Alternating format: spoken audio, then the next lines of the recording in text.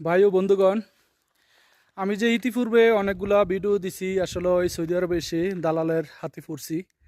তো আসলে যার মাধ্যমে আমি আসছি এ পর্যন্ত আমি নাম মেনশন করে নাম বলতে পারতাম।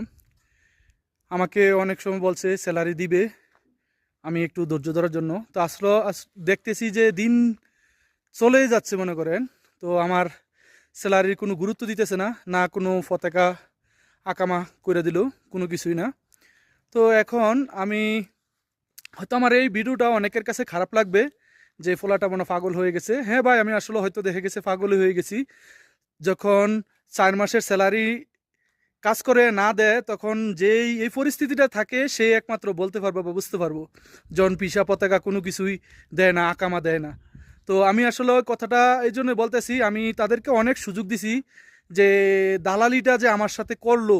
আমি আপনাদের কাছে এতটুকুই জানতে চাই, যারা আপনারা তো বিজ্ঞ বিচারক বা অনেক ভালো কিছু মন্তব্য করে থাকেন, তো এই যে আমার সাথে এই দালালিটা করছে তাদের কি দালালিটা করাটা কি আদৌ কি শোভা পাইছে কিনা, বা আমার সাথে কি দালালিটা করানো কোনো উচিত ছিল কিনা তাদের?